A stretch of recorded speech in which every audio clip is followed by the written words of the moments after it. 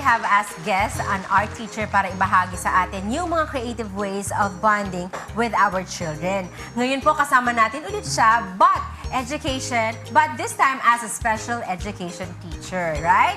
Para matulungan ang mga ibang mga mommies na may children with special needs or autism. Okay, welcome back, Welcome back, Amos. Manlangit. Yes, tanungin natin, no? Ano naman ang ating mga indicators para malaman kung ang isang bata ay may autism? Like, let's say, you're a new mom, tapos yung anak mo ay lumalaki. How old can you detect that? Yes, as early as around 3 years old. Actually, in raising a child, no, which the topic is very good today. But when in the process of raising a child, you will notice something different, especially at that age. There are 3 areas that we look into when we assess children with autism. First is the cognitive or the intellectual aspect. Their ability to respond or ability to understand and comprehend things around them. Secondly is the language or communication aspect. Minsan, there's what we call yung echolalia. Okay? Echolalic yung bata na inuulit niya yung sinasabi nung adult o nung taong kausap niya. That's one of the important indicators. But generally, in terms of communication, there is a different way of responding or communicating their ideas or feelings. Okay. Sometimes they have difficulty doing that. Yes. Inuulit, anong ibig sabihin? Example? For example, okay, are we going to the mall? Okay, are we going to the mall? Yes. And then, Exactly ganon. yes, the child will Ine-echo. repeat it, will echo it. Okay. That's One sign. one of the indicators. Okay. Thirdly is in terms of the social aspect and emotional aspect, yung sometimes inappropriate na emotional response to a situation. Yes. There can be overreaction or there can be Tantrums like underreaction. Yes. But siguro just let's say a warning or a caution to parents kasi minsan nakikita natin sa iba't ibang bata. Pag nakakita tayo na ganun, it doesn't necessarily mean that there's autism right away. But you know, it is important if let's say we find these kinds of indicators for us to seek professional help. There you go. It's very important that we do not assess it ourselves. Even us, in the special education area, do not really or cannot really diagnose if a child has autism or not.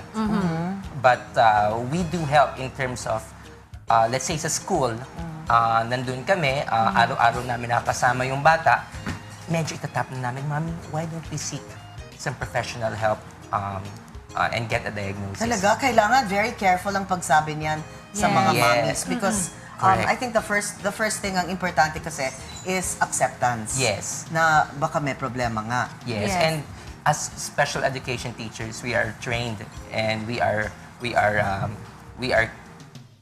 kailangan maingat kami sa aming sasabihin. Yes. Siyempre may kasamang puso dyan. So kunyari yung mommy, of course, she's always in denial, no? Paano mo i-approach yun? Okay. The first thing we need to do is, yun nga, there are 3 steps kasi that we can undertake. Hindi kailangan matakot agad. Una is I'll enumerate it. It's identification, assessment, and intervention. Okay. When we see identification, we seek the help of a medical doctor or practitioner who is capable to diagnose. O kung hindi man doctor, may tinatawag tayong diagnostician. Ang napakaraming professionals dyan ngayon na pwede nating makontak. And they will help you identify and diagnose if the child really has autism or not. Okay, sa ibang mga eskwelahan, don't they have a test that they give? Kunyari, pagpasok, meron silang test, malalaman na kaagad kung may autism o hindi. Yes, but sometimes some schools are not capable to do that because they do not have sabihin, Special ed teachers? Yes, hindi trained for special education accommodation yung school. So, pretty much, the school will refer them to the counselor's office, the psychology area, and those professionals naman will recommend them to doctors. Yes. O kasi I think yung mga test na to na gagawin ng school, it's not really easy because they have certain reactions, like repetitive reactions, diba, to Yes. certain things na, and if sometimes yung mga may autism, they're also brilliant kids. So if you're just gonna use yung simple like that, Yes. sometimes they're really, very, Yes. very talented. And in the world of autism, no person is similar the same with Yeah, so the iba-iba. other person. Iba-iba talaga. So, physically, meron bang itsura ang mga bata? Not unless the condition is naapektuhan yung physical area. It's only the social, communication, and cognitive areas where we really notice it. But in order to better, like the second one I mentioned, in order to better profile or know who the child really is, we need assessment from there are Experts. two kinds. Yeah, the first one is called the psychological assessment, in which we can measure the intelligence and the levels of achievement of the child. And the second one is called the psychoeducational assessment, in which it is translated into educational programming. So if a school is capable to handle special education, children with special Special needs needs. rather, then they know how to translate yung lalabas sa assessment into the classroom. So, kunyari yung activities. basic curriculum ng isang eskwelahan, pwede yan matutunan ng isang may special needs, and then they can have extra classes, or they have to study in a whole different school. First, that Depende is sa that's assessment actually ba yun? debate now, parang concern may sa debate schools yan, ngayon. okay. Kasi una, meron tayong tinatawag na inclusion, which means that children, whether with special needs or not, all kinds of children should be Should together. be, yes, admitted in Oo. all kinds But of of schools. course, it is a 21st century concept. It is the future school. It's the future classroom. So for now, as of now, may attempts naman na mga traditional schools and other kinds of schools to accommodate their needs. But kailangan talaga ay individualized yung approach. Individualized. Yes. Or And- personalized. yeah. Oo. Yes, So, personalized. pwede rin, some schools offer special classes, Yes, there and yung is. iba, they yung go iba, na lang pagkatapos ng regular classes Yes, nila. yung iba ang tawag nila yung, if you have heard about mainstreaming, meaning that yung bata na may special need or unique, sinasama siya, tinetrain siya to be in a regular classroom. Kami naman, as parents, paano namin susuportahan yung mga kids namin na merong special needs? Okay. Well, Kasi medyo, syempre, may special needs nga sila. So, ano yung kailangan naming tandaan? Like, Correct. 5 things that we Yes. have to remember. okay. Sige, so I will now go to that third part, yung Okay. intervention. That is Okay. the biggest thing that parents can do to support their children. Basically, when we say intervention, it means that you're going to get the other people who will help modify the behavior or help in their emotional development. Yung narinig na natin yung word na occupational therapy or OT, yan ang tumutulong na ayusin nila yung kanilang sariling behavior and concentration skills. Yung pagdating sa pag hindi na masyadong nahihirapan ng bata magsalita, pwede tayong makipag-usap sa isang speech therapist for that matter. Okay. But as they grow, as these kids grow old, there are different, like tayo, di ba, mga typical people, when you grow up, there are different phases in our lives. Ganun din sila.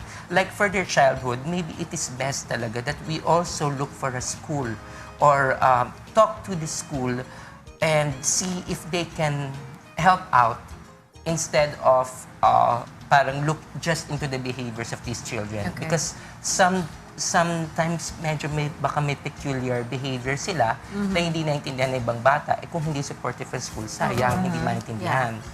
Kung kung ang isang bata ay mag-aral sa isang eskwelahan na lahat sila ay may autism, as compared to yung siya lang mag-isa sa eskwelahan or sa klase niya, would it help na nandun siya kung saan makakasama niya lahat ng may autism? That was a practice before, and sometimes, siguro for the sake of preparation, but definitely we are isolating them.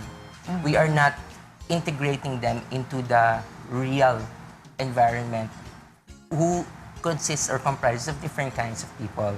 So, that is called segregation. So our move now, our advocacy as special education practitioners is to move from segregation to inclusion. So that siguro with the help of a coach, with the help of a SPED teacher, they can communicate or they can interact with the real world or the bigger world. Yes, para masanay. Yes. Yes. Okay. Ayan. Okay.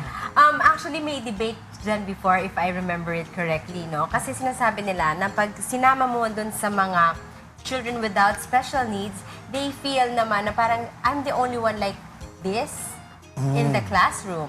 Yung iba They naman, feel more special or they feel very or different. insecure.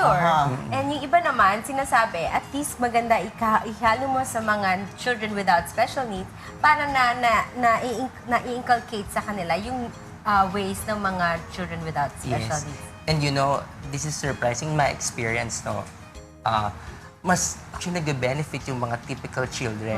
Kasi when nakikita nila meron silang kasamang special needs mas child, nag-benefit. actually mas nagiging bukas ang Caring. kanilang pananaw at isip. Yes. Kaya mas natutuwa nga ako sa reaction ng mga kasi these special kids, they're happy to be in that kind of community.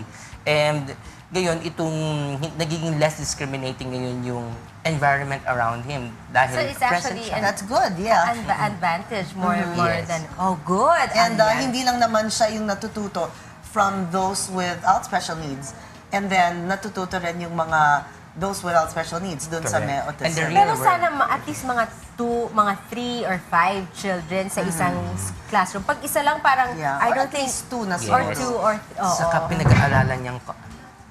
Saka pinag-aaralan niyang composition talaga ng bawat klase para maganda yung kanilang learning environment. Okay, ayan, Thank you Mr. very much, Amos. Amos. Thank you very Siyempre, much. very short na naman ang ating time, diba? Pero, pwede ba natin ibigay ang email address mo para they could email you directly? Yes, to the parents, no. First, let's take it a step at a time. Huwag po tayong matakot. You know, I've seen a lot of special adults ngayon na nung mga bata pa lang talagang sinabit na ng mga parents sila at they're leading beautiful lives now. Yes, the earlier, the better. Yes. So, if you have any questions, queries, so I can refer you to other professionals in my network. You can email me at amosmanlangit@gmail.com. There you go. Thank you very much, Mr. Thank you Amos. very much. Thank you, Thank thank you you. very so much. Thank you for always Opportunity. being here. Thank you. Thank Yes, you. and inspiring us. Okay, so stay tuned mga kaibigan at magbabalik pa rin po ang Rise and Shine!